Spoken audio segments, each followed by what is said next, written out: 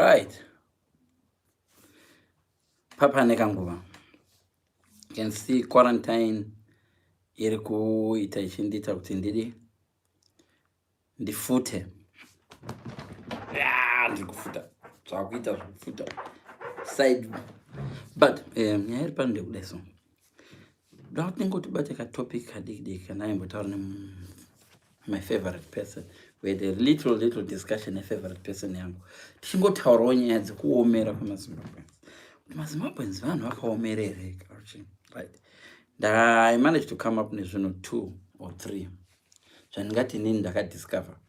Not now, but many years back. I discovered kuti there is a difference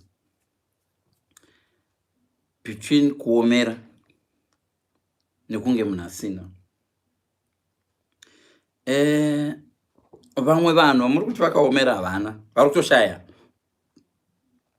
Before wati munhu akaomera, I think tango find out kuti akamira sei pahomwe yake. Right? Tinonzwa kazhinji varume vekunyika ipi vakaomera, varume vekunyika ipi vagona kutoita vakadzi, varume vekunyika ipi vakadini. Zvino 3 pandichataura 2 chete palive inoi. Zvino 3. Chinhu chekutanga chandinoda kuudza ndechokuti umwe munhu anenge asina kana mari yekutengera vana vake chingwa, right? Asi aine small house.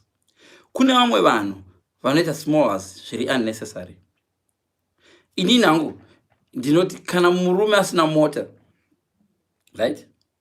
Murume haana mota uyu, murume haana salary uyu, hadeserve kuita small house. I'll mention with name okay. Kune vamwe vanhu vanoti vachishayiwa voda kuita small house. Munhu iye ari kutoshayiwa. Zvemhuri yake chaicho zvasitozvikwanisa. Akuda kuita an extra relationship. Haasi kutombogona kutengera vana vake manapkin. Asi ari kuita small house. Ndo vaya vanhu vamunozoti vakaomera wokuti anokumbira kuisirwa mari nesmall house kuti ndiisirwo mari ndizokuona. Ndipozve mari yebhazi yekudzokeresa. Ivo vanhu ndo vaya munozofamba muchiti akaomera. No, haana kuomera. Iwewe small house ndo wakaita wrong choice. Wakachuza munhu asingakuafford. Nditi. That's why kunyika dzimwe dziri mhiri kana vanhu vachida kupa chikwereti vanokubvunza unotambira mari. Hauna here zvimwe zvikwereti zvaunazvo. Vamwe vanhu vanoafford iPhone. Umwe munhu anowana iPhone chaicho kuita iPhone asachikwira kombi. Right? Zvambotaura. Kuina shamari wewe. iPhone latest iPhone Samsung S20. Waita Samsung S20 wo but hauna mari yebhazi. Azvipindirani. Wakaiba here kato zviripo zvinhu zvisinga make sense. Iwe wakamudira iPhone S20 kana so Samsung S20 latest one. Usina kucheka kuti homwe yake ndiye S20 here. Vamwe vanhu vane zvinhu zvepamusoro vasingazviafford.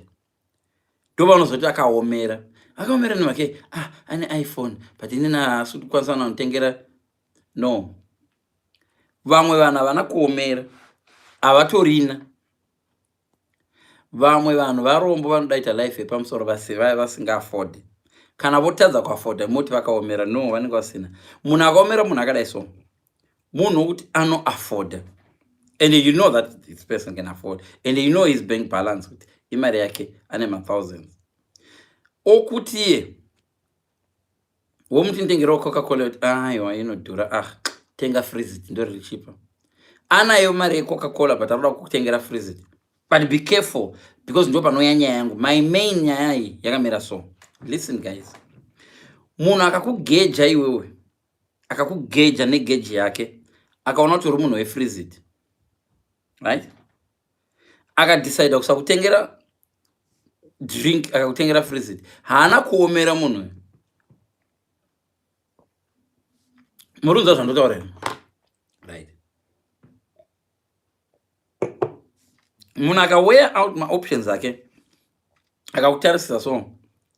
Akakutarisa akakuwe. Listen, guys do it. Vanhu vanodero futi. Vanhu vanozviita. We look at you. Tokisa value. Musoro medu. Zvamunongoita mushop. Unopinda mushop uona parcels akanyora 499 underwear. Wobata underwear wakadai. Uchidai so. zvauri kuita pano ndezvekutaura kuti is it worth it. Ndoita part neunderwear ne4 pounds yangu for this underwear.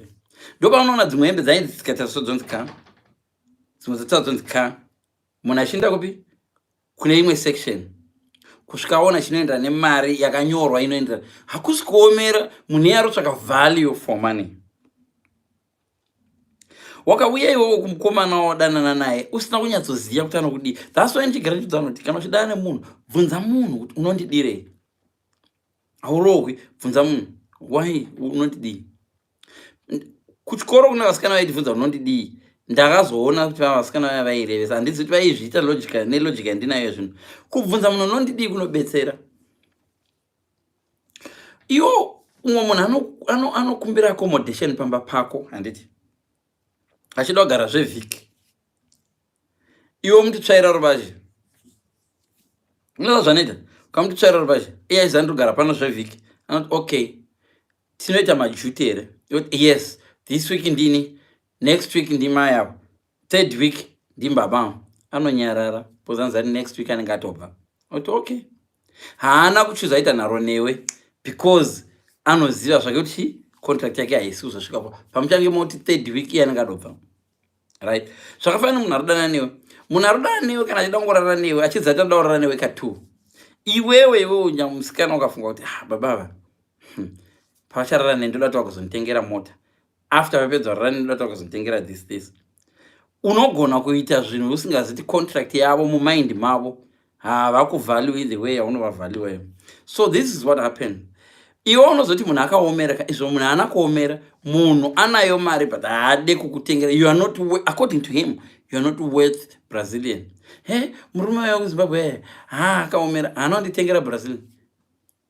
Hakusi kuomera.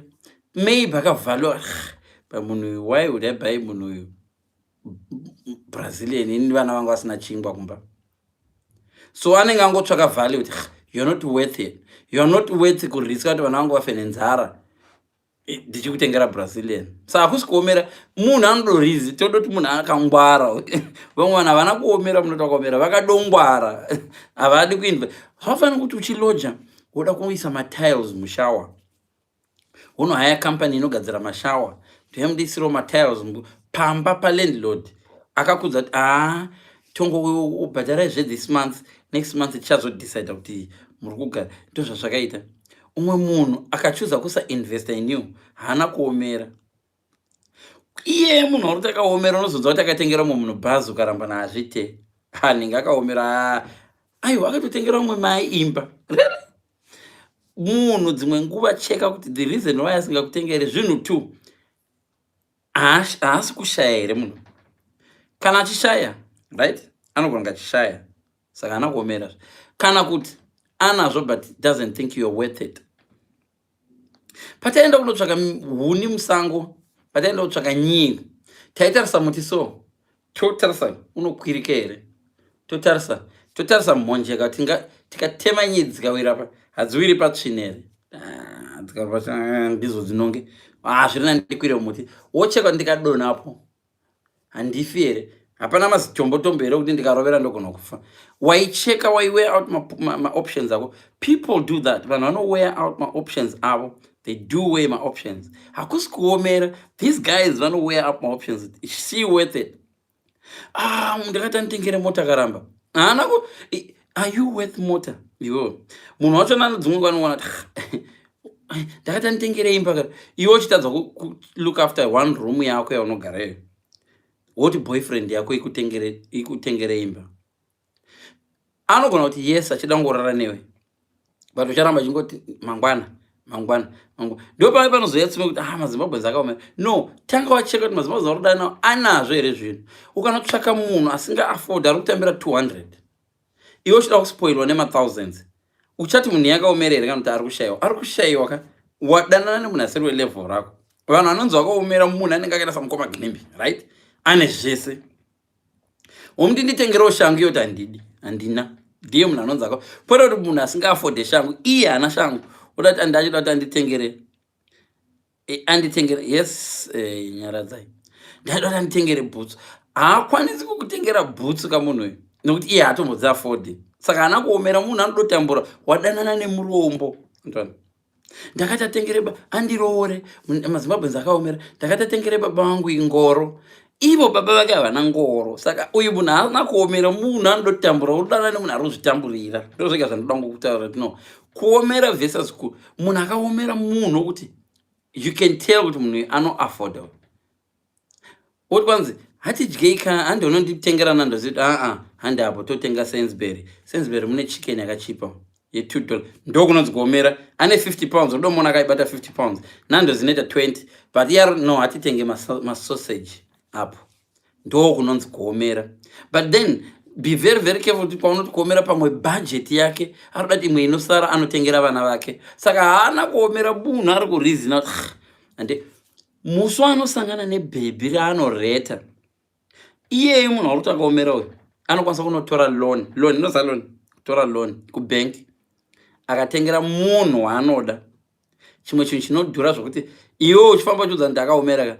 Mumwe mukadzi anogona kudzi haana kuomera uyu, ina kanditengera mobile phone latest, foni yandotoshandisa ye ndiari kubhadhara bill every day, ari kundibhadhara rent ndichigara. So be very very very careful. Vamwe vanhu vaya vanouya vaya vanouya kwamuri vaya, listen guys, vanhukadzi gandibukudzai, vanhurume vane budget yechihure. I'm not joking. Vanhurume vamwe vane budget yechihure kuti neFriday ngandise 50 paside yekuti zvaitika kubawa I can spend. Ende kana budget yake yasvika palimit, haapfubudze. Ndopanoona ndadhakwa ndakuenda haana kudhakwa. Asvika palevel rebudget yake, akazosvika kaona kuno mwana omutengera achitenga vachitengerana, budget yake anangachozati kubudget yangu ndichine 40 more. Poita bhebhi rakaita sewe rinoda champagne, akaweya kuti are you worth champagne, are you worth kuzoenda naye kumba later. Akakutarisa so, otarisa nebudget yake. Saka iwo ziva kuti dzimwe dzenguva munhu ari kuti akaomera anodori nebudget yake yechikuru. Uyo mamarried guys amuna vaya ane budget yake anoisa pasaidi. Pamwe anodopiwa namadam kuti kubva ndongokupai 30 chete, mufana kumwa more than 30 baba mwana mune mhuri. Saka 30 iyo ndio budget yake. Saka akanotsvaka small house inopindira ne30 budget, anogona kuita mbiri yokunzi haana kuomera. But iwo ukada kuita a small house inenge iri 1,000 pounds, iye ane 100, uchamuti akaomera. Izvo haana munhu uyu, hatomborina, anotoshayiwa. Ndio point yangu yokuti there is a difference between kuomera nokushayiwa.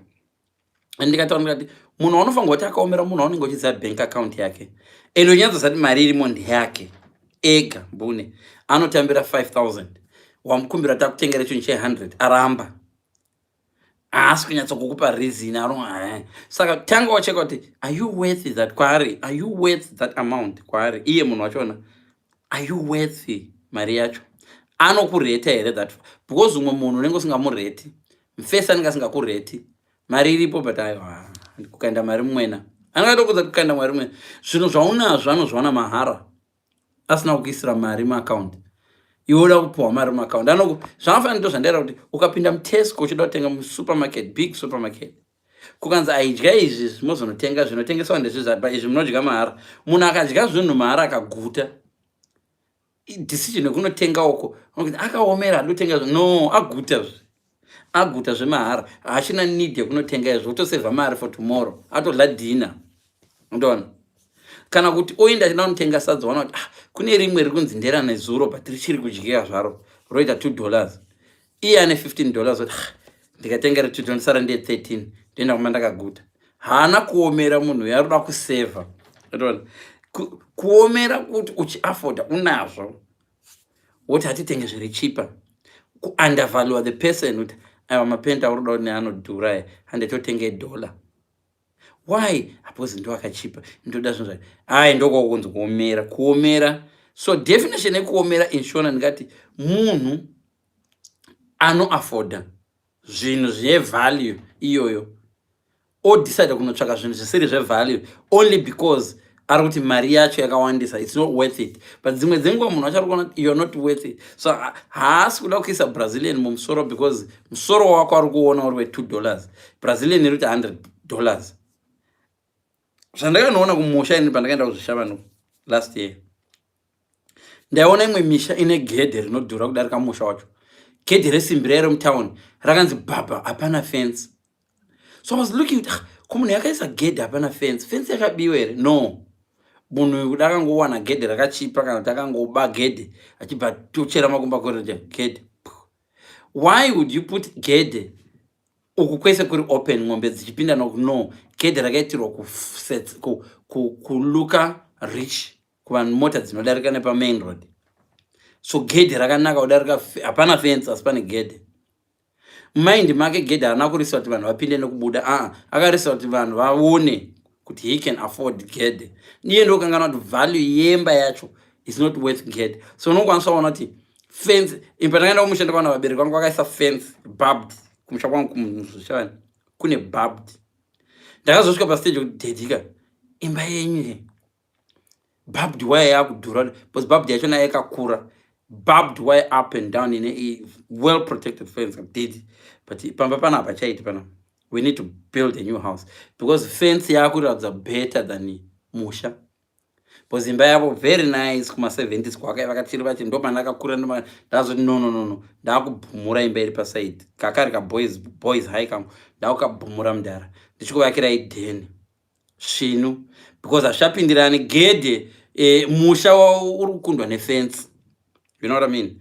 So ndo zvandiri kutaura izvozvo. Saka before zvaitika izvozvo vanhu vaingoti mwana uyu akaomera agonochengeta vabereki. No, before wati mwana akaomera agonochengeta, cheka kuti anayo here mari yachona, iye arigona kuzvichengeta here munhu wacho. Kuti vanhu vari kuuk vakaomera, cheka kuti ivo vari kuafa. Because vanhu vazhinji vanofunga kuti vanhu vari kuuk vakaomera. No, dzimwe nguva vari kutoshayiwa. Yes, munhu anokwanisa kushayiwa food yaunoshayiwa.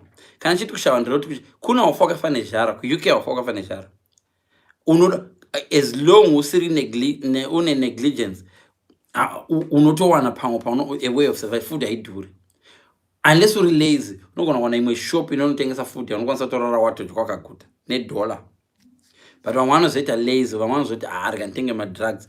Munhu atenga madrugs nemari yefood. Ndozvanachira zvoti umwe munhu unenge oda kuti akutengere kudya ndiendesozve out, otora mari yevana kukuendesa out nokuti aroda kurara newe.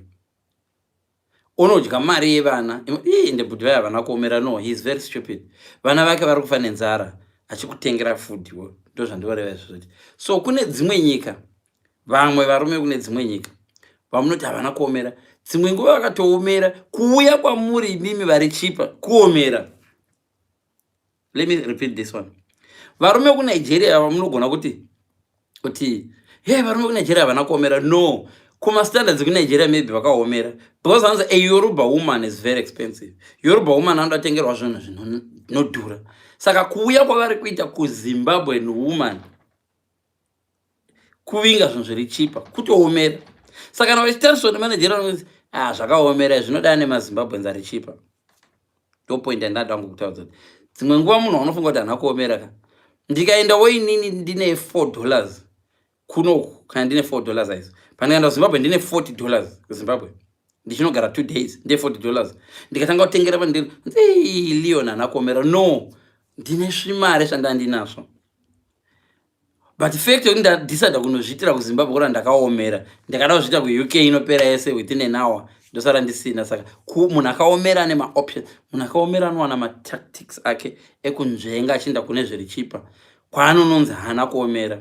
That's all the point. Handisi kana ndakwanisa kuclarify tozozvina pa next live kuti tinzoti panofamba sei, but ndinoona senge ndaedza kuclarify kuti vamwe vanhu vanouya kwamuri vaya vachinzi ndebaba vaya havana kuomera, vakanditengera Freezit, ende vapedza nditengera Freezit vakanditengera Nando's. Vaitotiza kuendesa munhu kunana Wagamama, vanga vane rimwe bhebhi ravaitoda. No, reko Wagamama no, reka nditore iri. Wagamama is a very nice restaurant kuUK kakana vana Cosmos. Akatya kuendesa bhebhi kuCosmos, nobva anotsvaka bhebhi riri chipa. Mwana wechikoro ari pauni anoda KFC, unoda here KFC ndokutengera bucket. Kubucket inoiza ati £12. That £12 kuWagamama yaichingotenga 1 meal nedrink. But kuuya totenga bucket akasara nechange. And abudhi vaya havana kuomera vanonditengera KFC every week. No, vatiza kunodhura, vakadoomera. Iva vobhudha vari kutirumbidza kuti vanodyika. vakatoomera so kuomera ka it's a very very tricky term yatinga ndichadzoka zvangu naye nyaya iyi nekuti iri very very tricky. No dzimwe dzenguva ka isusu zvaadvise ndingapa inini vanhu vekumusha ndekudai so, let's value ourselves first. You don't need to ask anyone. Zvibvunza kuti zvandiri mukadzi apa, how much am I worth as a woman? Ndiri worth chii? Iwe wakazvibudza kuti uri worth 100 pounds, stick to your uyu. Asingafungi kuti uri worth that ngaasiyane newe. Wakuda kudhila nevanoti zvamafanira zvaitika kumusha kwekwe. Taiti tiri vana vadiki tichienda kuzvichavani kana vana baba vedu vanga nemotikari vangasipo, tichitsvaka malift, munhu aiva nechiroro omisa chiroro chake, zvichavane $5 totarisana, torohwa here nemhepo tiri murori for $5. Wanzwa vatina pabhasoti, tina enda henyu sori hatina, mune mari $2. Okay, chambai handiwaona. Kukauya mota yakanaka inovhurika inodidiri vakati $5 zvichavani ndasingakweseni. Mangona pindai vana vangu. Ne mama, ko at least handidi kuti vana vangu vaende nzeve dzaizorwadza nemhepo. Because nzeve dzedu dzaipesa dzarwadza takagariswa kushure kwerori. Dzichingomanya. So, ivalue iyoyo ndo zvakaita marelationships. Mukomana akauya achikupfimba, ngazi mubvunze kuti unotidii. Ndoda kungorara newe shamwari. Variko vasikana vanokwanisa kundorara newe, vanopinda mubhawa iro worara navo zvakoenda. Inini ndoda marriage. Are you willing kuenda iwo kuzoona mufundisi wangu kana kuti are you willing kuenda ndinokuintroduce kuvabereki vangu? Iye ega kana achikuvalua as a wife, unonza chiuza, yes, we can organize that. Yeah. Akati tozoenda asi ndambotanga ndambodi tamboraraka tambodana ndambona kana akazokutiza, it's your own fault, because hauna ungo mubvunze. Inini personally ndinobelieve kuti munhu anokuda chaicho anofanira kuwana at least 8 out of 10 reasons ekukuda kana uri single.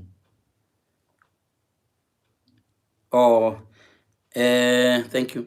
So dzimwe dzenguva munhu ka anenge achinyatsoona kuti anokuda, but masituation ezvinhu zvachona manje vanoti situation yachona kutanza ndinomuda mumwe but chekuti nechekuti mana ipa pasina icho kana pasina icho.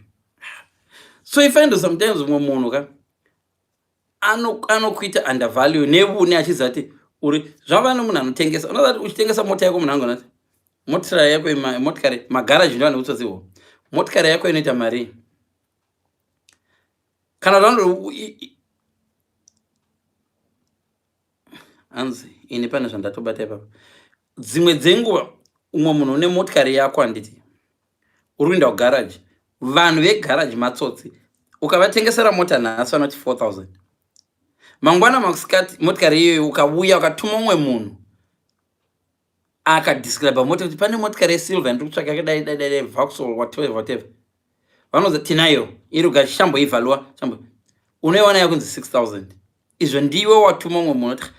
Ukada kuvabvunza kuti kone zuro hamuna kumbotenga mota iyi 4,000, vanoza hazvinei, takazoigadzira, takazoivhaleta, takazodii, yakanga isina kupaintiwa, takakuzoipenda, tiri kuigadzira, takakuisa mabreaks. Inhema ndo zvinoita vanhu izvo. Sometimes munhu aroda kutenga anoku-undervalue noune, not because he thinks you're worth it. Munhu anogona kuuya kutita sehure iye achiona zvakuti musikana akatsiga anotoda kuroorwa, ende ukamualawa kuti akutite sehure unotoenda uri hure zveshuwa. Anouya achiita sengana ndokutengera weka ndoenda toenda tese kumba kunodii. Okay, nditengerako toenda tese kumba. In a polite manner watengwa nezvozvo kumba wari kuenda wakudonoraro. Saka angofanira munhu ati ndokubhadhara katonorara tese, angochinja terminology. Zvanofanira kuti munhu oti sweet iri mahara iri roita $2, but haufanirwi kudya sweet iri usati watenga iri.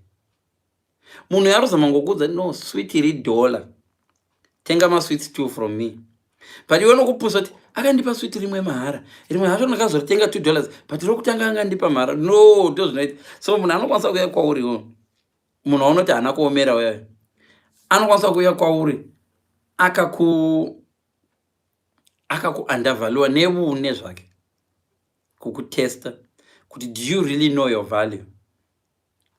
Iwe ndopa $2 katotombodai. Yeah, akakona kuti ndiri kujoka. How much do you want?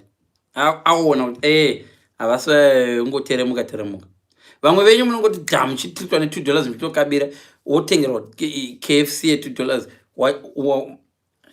Paanoenda ndikachiti kuti veve vangotenga ndisina vabvunza. Havana kutenga usina vabvunza. Vakatoomera, vakatouya kwauri bosi yachipa. Kune vanodhura vavakarega. Antoona. Dzimwe dzenguva munhu anodorega kunopfimba munhu waanoda because anzati I can't afford that girl. The moment andingosvika musikana yanongondiudza kuti hey shamari ndoda Brazilian, ina handina mari yeBrazilian. Then iye nokuomera kwake obva auya kune vakachipa.